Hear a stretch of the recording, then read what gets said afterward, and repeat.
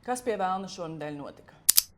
Ja kāds vēl atceras, pērnējā nedēļā Reizeknē nokrita Krievu pārvirzīta Ukraiņu droni. Sākās ņemtiņš. 10 versijas, kāpēc nenotrieca, kāpēc šūnapraide kavējās un vai vispār kāds zināja, kas notiek. Jau pirms tam valdība nebija pats stabilākā savienība, bet nu viņi sasniedz to attiecību brīdi, kurā tev jau kaitina kā otrs čāpsteni un kāpēc viņš vispār elpo. Īsāk sakot, ir sasniegta attiecību stadija, mums jāparunā. Bet nē, premjera Siliņa pa kluso nolēma tikt vaļā no aizsardzības ministra Sprūda. Runāšot pirmdien, bet jau svētdienas vakarā žurnālistiem atnāk ziņa, ka aizsardzības ministrs 19.00 ir sasaucis preses konferenci. Un nav jābūt zilā kalna martē, lai saprastu, ka Sprūds ir sataisījies prom. Bet te tev nu bija burtiski pāris minūtes pirms Sprūda iznākšanas Siliņa viņu atlaiž.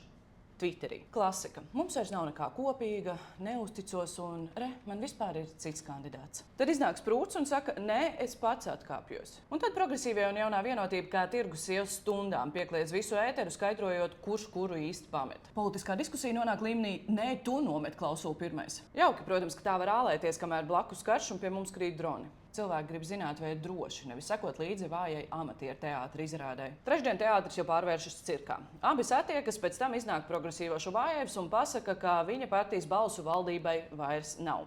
Bet paši prom arī neies. Tāds šķelmis, ziniet. Ceturtdien jautājums tikai viens. Valdība gāzīs Saeima vai Siliņa pagūs atkāpties pirmā? Sākumā pārtrauc Saeimas sēdi, jo 10. būšot premjeras paziņojums. Visi gaida. Tad pēkšņi viņa pārdomā, ne. Paziņojums būs valdībā pusstundu vēlāk. Žurnālists savāc pekels un jož caur vecīgai uz valdības māju. Tur viss kavējas. Nevar saprast, kas atkal. Premjera gaida dieva balsi vai zvana no knāba. Beigās viņa iznāk. Pastāsta, ka visi citi ir vainīgi, atgādina, ka viņa ir māte un atkāpjas. Te varētu likt punktu, bet kāpēc es tur to knābu pieminēju? Jo paralēli risinās vēl viena sižeta līnija. Izrādās, ka ceturtdienas rītā knābi pirmo reizi atjaunotās Latvijas vēsturē ir aizturējuši ministru. Zemkopības ministru Krauzi un arī valsts kancelējas vadītāju Kronbergu, kurš ir pretojies izmeklēšanai. Nezinu, ko viņš darīja, ēda papīrus vai rīja zibatiņas, prokuratūra nesaka. Paiet pāris stundas, Krauze aiztipina pārsimt metru no knāba līdz ministrijai un ieraksta video. Haha, man neviens neaizturēja, viltu ziņas, es uz knābu aizgāju pats.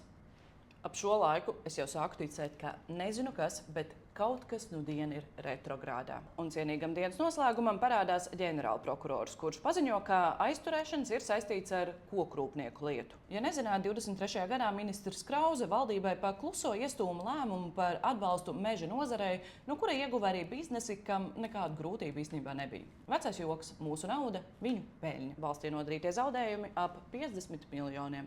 Vispār iesaku paskatīties jaunā ģenerāla prokurora meistara preses konferenci. Ļoti atsvaidzinoši, ka kāds runā atklātu valodu un beidzot ir sajūta, ka telpā ir pieaugušais. Tāda sajūta noteikti reti ir Rīgas domē, kur otrdien izvillojās deputāti. Sasišanos ar vēdriem grūti nosaukt par kautiņu. Kas tagad notiks ar valdību? Divi varianti. Prezidents nominē jaunu premjera kandidātu, kurš mēģina izveidot valdību ar vismaz 51 balsu parlamentā, un, ja nesanāk, tad līdz oktobra vēlēšanām strādā tehniskā valdība.